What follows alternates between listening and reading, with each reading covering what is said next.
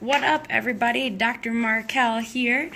If you have been around the Fargo-Moorhead area the past week, or, within the couple hours, you know that it has been crazy hot outside. We're talking like 95 degrees. And I know a hot topic around this time of year is whether the chemicals in sunscreen or the sun itself will cause more damage to our bodies. There's a ton of research. There's a lot of back and forth going both directions, really. So I want to just hammer out some facts that really can't be disputed about sunshine, about vitamin D, about sunscreen, and an alternative that I like to use. So here in the Midwest, we don't get near enough sunshine. It is winter for 9 months out of the year, and then the other 3 months, everybody holes up indoors playing video games and doing whatever the heck else it is we do indoors. So majority of us are walking around deficient in vitamin D, especially in the wintertime. This means that we should be taking tropical vacations November, February, for more than just that reason, right? So adequate vitamin D, it's really important in protecting against cancer, in autoimmune diseases. Not only that, but in healthy bones, healthy teeth, in supporting lung and heart function, regulating insulin levels. Vitamin D is crazy important.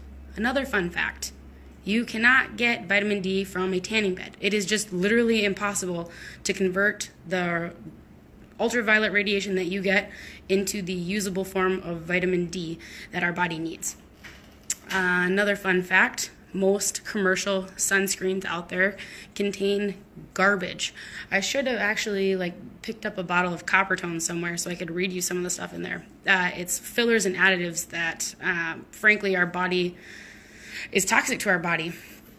Another fact, we have slowly been whittling away at the ozone layer, which means it isn't as thick, isn't as protective. This means that we burn easier, especially those of us who are pale Norwegians out there eating lefse. Here is the upside, though. If you are pale-skinned, blonde, redhead, Norwegian, whatever, you actually convert vitamin D easier. So 15 minutes outside at a time, and your body will be able to use that sunshine to convert to vitamin D. Another thing about sunscreen, a lot of them are smelly and not in a good way. So think of sunscreen mixed with sand and lake and grilling, and we all try to stretch out our showers, especially in the summertime. So all of that mixed together. Another thing most people do not realize, and like I said, these are all me just giving you some straight up facts right here that can't be debated, or not saying that I don't want to debate or argue, or not argue, give you feedback, whatever. Just providing facts. Sunscreen is not safe to put on a baby under 6 months of age for a few different reasons. So baby skin is less mature. It has a higher surface area to their body weight. This means that they are uber sensitive to chemical exposure.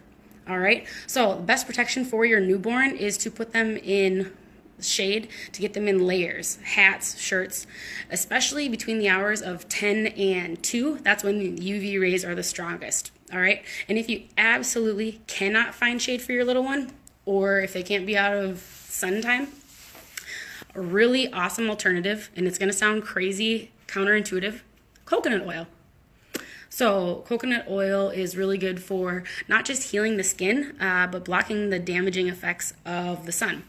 It has a natural SPF of around 4 or 5, which obviously isn't going to be enough for a long day out in the sun. But if you were to add carrot seed oil or rabbit season,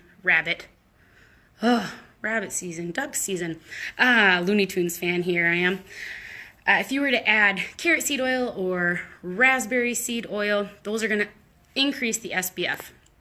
Another thing I wanted to talk about, because a lot of people I feel like don't really understand what SPF is. And really, if I think about it, it's not like anyone ever told us what that is. We just automatically think, oh, an SPF 80 is going to be better for me than an SPF 15. Which isn't necessarily the case. So SPF, what it stands for is sun protective protection factor, and it's a relative measure of how long a product or sunscreen will protect you or your kiddo from UV rays. So imagine that your skin, if you're outside and you normally burn in 10 minutes in full sun without any protection. You put on an SPF of 30. That SPF 30, what it does is it provides 30 times the protection that you would have without sunscreen. So essentially, it provides, you can be outside 30 times longer before you would start to burn. So if you normally, without protection, in full exposure, could last 10 minutes, with an SPF of 30, you would last 300 minutes. This is not to say that you should only apply sunscreen once if you're going to be outside for 4 hours and you have an SPF of 30 and you've got 300 minutes to play with. That is not the case. So like I was saying, people think that, oh, an SPF of 100 is twice as good, as strong as an SPF of 50. That really isn't the case. So even if you have an SPF of 15, that still blocks 90% of the sun's rays. It just does it for a shorter period of time. So really what you're looking for is you're looking for thorough, proper application, repeated. You have to keep up with it, all right? So all that said, SPF numbers, they're not exact. They vary by individual, by complexion, where you live, age, a lot of different factors, okay? So what do I do? How do I practice safe sun? That's clever. I'm lame too. A large percentage of us, like I said, are walking around deficient in vitamin D. So to me, the problem is not too much sun exposure. It's actually too little sun exposure. Not enough of us, or majority of us, aren't outside long enough to get good sun. So if I'm going to be outside for like an hour, I typically won't put on sunscreen. This sounds terrible. The sun's damaging. That's because, like we said, your body needs sunshine to convert to the form of vitamin D that's really good for our health.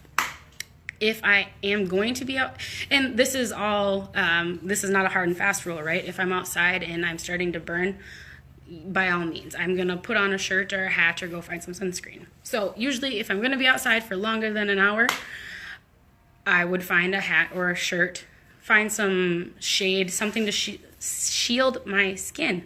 There's all sorts of tongue twisters in this one, I'm sorry. And then last but not least, if I am going to be outside longer and I don't have a shirt or a hat, or if I didn't pack adequately for the day, then that's when I would go ahead and use my homemade concoction of coconut oil, carrot seed oil, lavender. I should post a recipe for you on here. Now, bottom line, use common sense. Just because I told you that commercial sunscreens, they're filled with garbage and additives, and a lot of them have things in there that your body doesn't need, can't process, does not mean if you are somewhere and you are getting burnt and you have no alternatives, you can't find shade, you didn't pack a shirt or a hat, yes, by all means, use the copper tone. I am simply telling you, one, to practice safe sun, use common sense, and to get some sun exposure, because you do need that sunshine to get vitamin D, all right? The amount and the safety really varies, like we're talking on factors, complexion, your location where you live, your age. But I would highly encourage you, before you decide to go outside for 8 hours and check out this homemade concoction that I just told you, do some research, see what works best for you, okay? So practice safe sun, have a great summer.